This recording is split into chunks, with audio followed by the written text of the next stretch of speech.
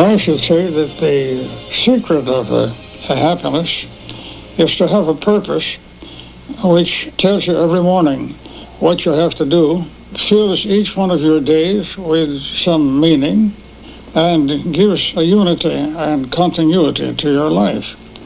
I can't imagine the average person sitting down and saying, I'm going to give 40 years now to doing this particular job. It's very rarely that anybody is in a situation and to say that. But it happened to me. So I can't universalize the formula. I can only say I was mighty lucky to have a purpose that took me 40 years, and then lucky enough to have a wife who agreed with the idea and who joined in with it and worked with me day after day, right up to this minute. I don't think I'll have any more babies left in my belly. Maybe Ariel will have a few because she is, 13 years younger than I am. Sweetheart, you know what I think? That you notice the revolution was even more carefully managed. And then, of course, we have the process was carefully indirect. Therefore, carefully, or leave out the second carefully. Suppose I say subtly indirect. Very good. Or subtly managed. Very good. Right. When we first started, after all, the truth isn't anything to be ashamed of. I was myself very young, and therefore at that age wasn't expected to be an educated, mature woman. He really carried out the Aristotelian ideal of marrying somebody so young that you could mold that personage in education to your desires. And his desires were, I think, ever since he was conscious, to write a history of civilization from the point of view of the rounded out cultural contributions to civilization. It's almost half a century when he first got that ideal, and to have been able in 40 or 50 years to have carried it out beyond our wildest dreams, because even in dreams he dreamed modestly. So that he is very thankful, and naturally I am too.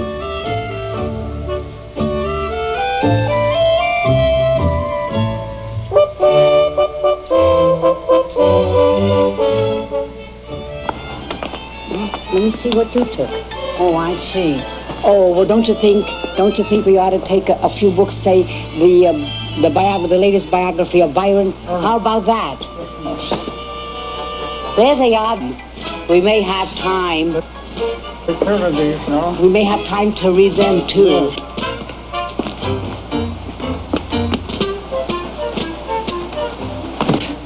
Now, I think we'll just have enough. There. Now we're all ready. We'll just get our coats.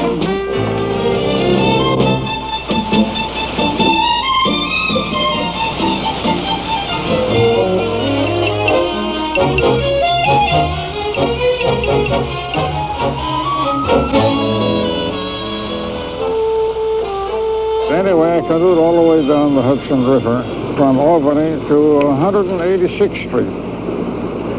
There were 5 days of meditation. I asked myself, do you really want to get married? You know what you're up against? You're earning about $75 a month. And can you support a live woman on that income? So I came down to about 200th Street when a storm developed. And the wind was coming from the north, and it got me going 16 miles an hour in the canoe. Then the waves were too big, and I stopped at 186th Street, left the canoe there, walked to the subway, and I found my way to you, and I was so sunburned that I didn't dare let you touch me. And I don't know just what I said, but I know that when I woke up, we were engaged.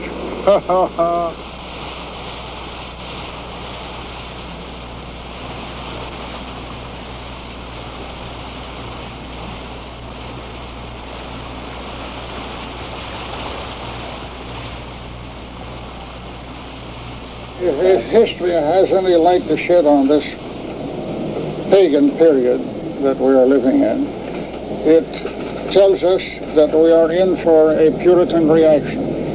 How soon? How soon? How soon? I should say in about 30 or 40 years. Oh, can I wait that long? I'm tired of making No, you better take advantage of your permissiveness Not now. me. I'm too old to do that. They are flinging pornography into our faces to such an extent that after a while we'll be sick of pornography. We'll want some normality and decency again. I'm convinced that that will come. Of course, I won't see it. Perhaps I'm enjoying this period a little bit too much. I'm the unregenerate pagan. I suppose it's easier for a Frenchman to be a pagan than most other people. He certainly isn't exactly a Puritan, so he must be No, I don't apologize for my enjoyment of the flesh and the joys of life. All I can say is that France still lives despite the fact that it loves rebeling. And so I can only say that I wish you were as happy as I am.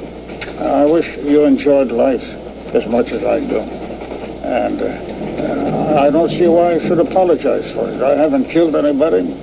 I haven't stolen anything since I was a boy.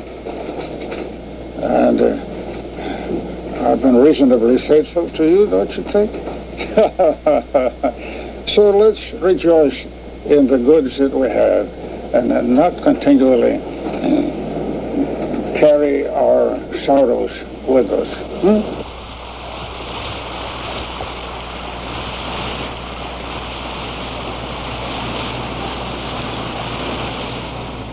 Well, almost all my schooling was from nuns and priests. It's remarkable how I have gone wrong with all that wonderful start. And so you picture me there studying theology and all this time wondering, am I crazy?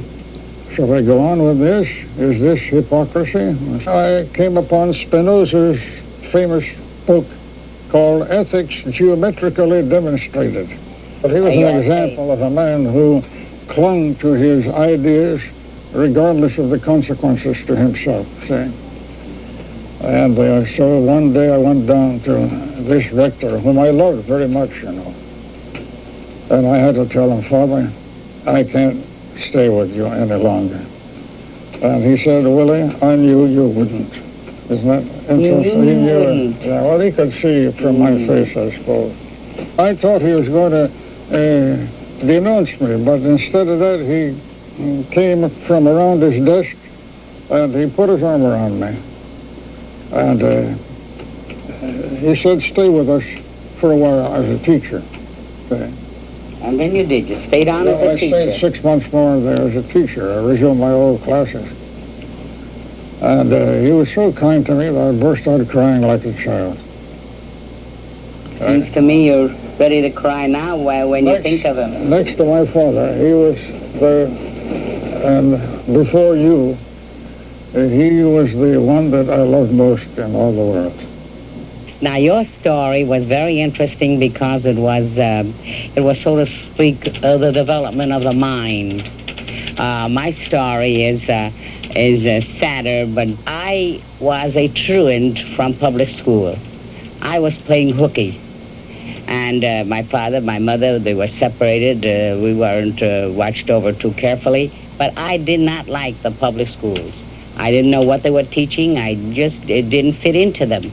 And that morning I played hooky, and I walked over towards the park, Central Park. And I saw a woman coming to the park with a number of children. They were all ages and all sizes. And I puzzled. I wondered, is this a mother or is it a teacher? If it's a mother, how could she have so many children who are so near each other in age and so many? And if it's a teacher, how could she be so wonderful? How could she be so human? How could they touch her and she touch them, and they go to her pocket and take something out and they play with her, and she touches this one lovingly and fondles that one on the head. And I said, I'll find out. I will follow them. And when they were ready to leave the park, they got up and they walked, and I walked after them. After a few blocks, they stopped before one of these New York brownstone houses with about 10, 11 steps. I followed them up the steps and walked into the main room, which was a classroom with desks and chairs. And I ran and grabbed one of them. And a little girl came nearby and said, "You have my seat." And the teacher said, "Little girl, what are you doing here?" Just the way you asked. And I got up and I said, "If this is a school, I want to be in this school. I like this school. I watched you in the park. You're so good. And I don't like the public schools. They don't understand me. I'm so unhappy. I never know what they're trying to tell me to do." And she said, "Well, that's very interesting." And she took me to an office where she said to another woman who might have been a principal, "This little girl knows the public school and she prefers our school." And the principal said, "That's very good indeed. That's exactly what we need. Somebody who prefers us to the public school." And this wonderful school and this wonderful teacher, I was very, very happy. My people didn't know where I was anyway, and nobody disturbed me. But one day, I came to school, and lo and behold, who was there? Funny-looking man, young man, took off a cap, talked through his nose, and he never moved his lips. He talked like this. He just never moved his lips. That was me, huh? And he had a few pimples, and his pocket bulged. His lunch was an apple in one pocket, a few peanuts in another, because we found out he was a vegetarian. We dipped our hands in, and we ate after we ate our substantial lunch, we'd eat his little bits here and there for our dessert. And you said, "You stay in after school." And from then on, I learned history. My teacher became my guide and my friend. I married you when I was 15, when I knew nothing. I had been accustomed to fighting the boys in the street and skating and beating them at skating and bicycling with them and hitching on wagons and all. When I found out how monotonous marriage could be, what did I do? I didn't wait for a woman's lip. I just went off by myself. I took my bicycle and I bicycled off to Boston. And you didn't see me again for a number of weeks. I knew you were worried, but I knew that if I were not ready to come home, I should not bother you. And I asked you, and I said, "If you still want me, would you please come and get me on my bicycle?" You came, Will. When you met me, Will, I was a tabula rasa, and you knew that it was because I knew nothing that you could make something of me. And from there, because you knew that I was good for you, that my adventurous spirit, my energy, and my desire to know everything, I would fill myself up and I would bring it to you. You were stationary. You had to sit all the time. You had to read the worlds of books, the great knowledge in the Word. Though you were learning the world from books, you had not had many adventures because you were almost like a little monk. You knew nothing but church history, church philosophy, and the Word of God. But did you know much about the Word of man?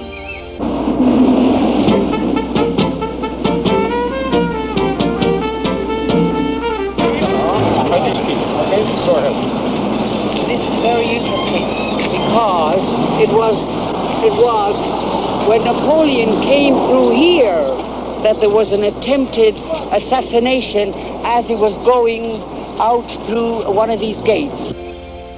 Look at me as though you were 30, 40, 50 years younger, as you did when you were not surfeited, but still desirous. Well, nobody at the age of 30 knows what love is. And nobody at the age of 40 knows what love is. Nobody at the age of 50. You have to be 86. Do you now know what love is? Ah, that's the Mr. David Frost question. What is love? No. You defined it once as mutual consideration, permanent. But punctuated by mutual itching. Mm-hmm. But I mean, is it merely consideration? Is it that? That I should say is a deep friendship. Some French cynic defined it as mutual titillation of the flesh, but that's a horrible definition. That's a French cynic, by all means. But remember, was it de Maupassant said a beautiful thing. He said, dans le véritable amour, c'est l'âme qui enveloppe le corps. In true love, it is the soul that embraces the body. What do you think of that? Isn't that good? Now, does that true love of the soul embracing the body last for more than a moment? Does it last forever? In true love? Can true love last forever? I mean, as an embrace. No, but he said, if the love is true, it is the soul that is embracing the body, not the body that embraces the body. Do you think? And does that leave the body out altogether? No, it comes in, but it has to keep quiet. Oh. Well, in other words, it's very hard to define what true love is, isn't it? That's why I wonder sometimes whether the young people today know what love is, because they get the body so easily that the soul doesn't have to be agitated. It comes at a very low price, the body does. Maybe after 8 or 9 adventures, they think of love purely in terms of body, instead of having forced to develop a profounder. Well, when you're young, you think of what you have to think. We're only talking that way because we have matured to an old age, and we have forgotten that we were young. We weren't so philosophical, so full of wisdom. We too had bodies that were desirous and longing. Oh, we knew much more answers when we were young than we do now. That's right, and that's why we must be a little understanding of the young. In a sense, it may be envy that makes the old always think that the young know nothing while they're young, that they have merely feeling.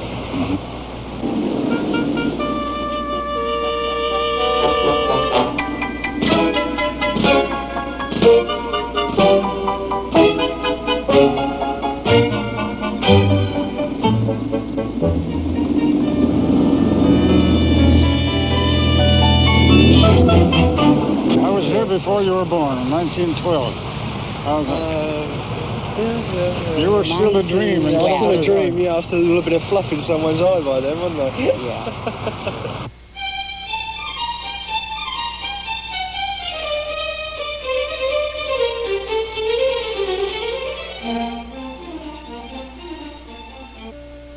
You're a nice boy. You're a nice doggy. Have you been waiting for us? Are you waiting for the old master? He says, give me time to get rid of my You're waiting fleas. for the old master, who will never be here again. You're a nice boy. You're a big fellow. Yeah. Have you seen Wordsworth? Oh. Good. If we write decently about Wordsworth, it will be in part because we stayed there and breathed the flowers in the garden that he planted, because he was a great gardener. They planted all sorts of flowering shrubs around there for half a mile around.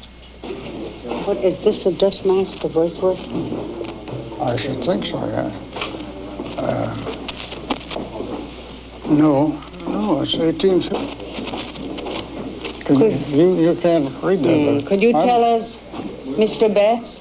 Mr. Butts, Dr. Butts. Could you tell us, Dr. Betts, look to the left and to the right, the sheer beauty I've got to look at everything. my feet first. Look at these flowers, they're so beautiful. This is the walk, where he walked every day and dictated to either his friends. Oh my, the view from here is such... Of immortality. Yes? He said that he had lost his religious faith. Yes? But then he saw a little girl holding a seashell up to her ear. Yes. And listening to the murmur of the seashell.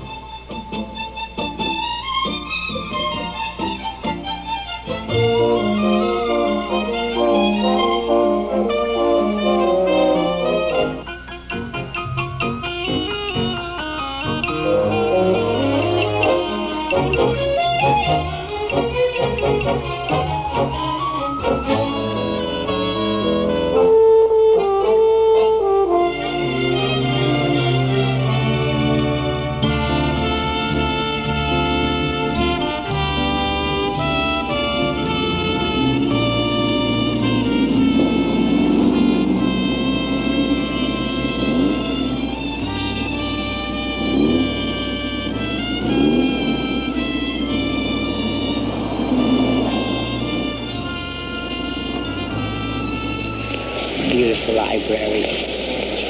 Back to our beginnings in this library. Small pamphlet that you wrote many years back. And you have it. Yes, we do. It's so lovely because we've lost track of it. Here is a small pamphlet on the career and his work. Well, that's where I attended the school, 63 East 107th Street. I forgot. It was all 5 cents. Oh, yeah. How about that? Yeah. I still live. Certainly. See, that's where it was first. Yeah. 104 East 12th Street, and I wasn't there. 63 East 107. Yeah. And there's that darling Leonard Abbott, Harry Cladu, all of them. Alexander Berkman, that's the anarchist. And Boyd Bayerson. I met and this girl in that school. Really? 100 years ago. And the principal is William J. Durant. I saw that. You were... And then I got into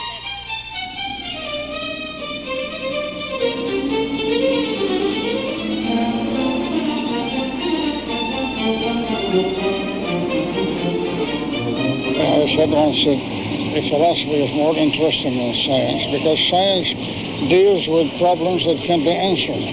And philosophy deals with problems that will never be answered.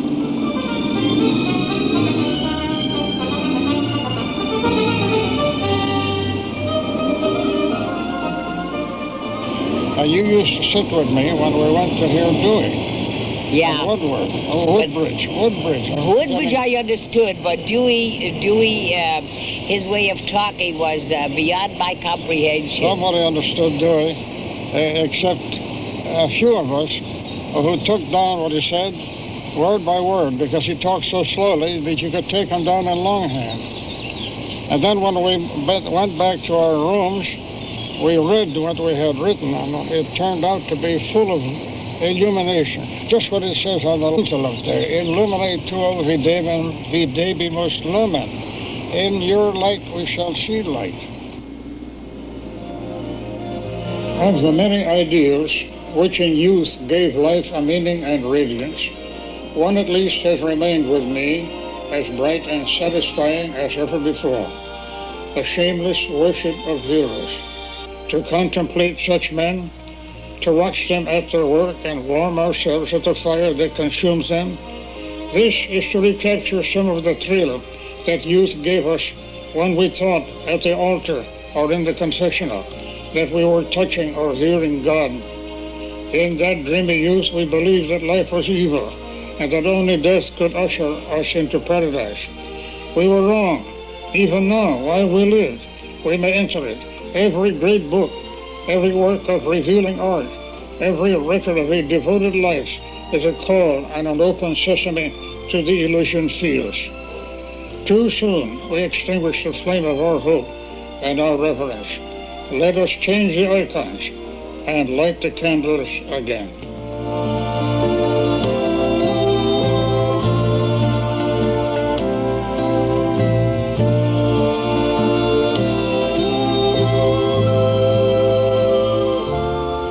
Well, I feel 100 times more in love now than I was when we were married.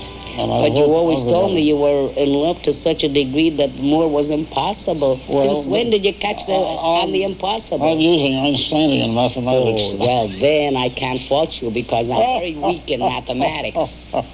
Yeah, Thanks. we've been very lucky, haven't we? We'll be celebrating, if we survive this year, or we'll be celebrating our 60th anniversary. You know, I'm enjoying this so much that maybe it shouldn't stop. I've met so many fine people that I've almost lost my faith in the wickedness of mankind. Well, sweetheart, that as a realistic historian, as a man who comprehends history, you're signing your name to quite a statement. Oh, no. All the wickedness that you hear about, all the crimes, they are a small element in the moment of history or in the day's work. And behind it are 1,000 millions of homes in which men are going out, earning a living for their wives and children. Women are diapering their babies. Think of it, for this, if we gave vent to all our secret instincts, we'd still be savages and barbarians. Or maybe monkeys yet. Of course. We control ourselves, don't we? I'm controlling myself at this moment. Let's go home.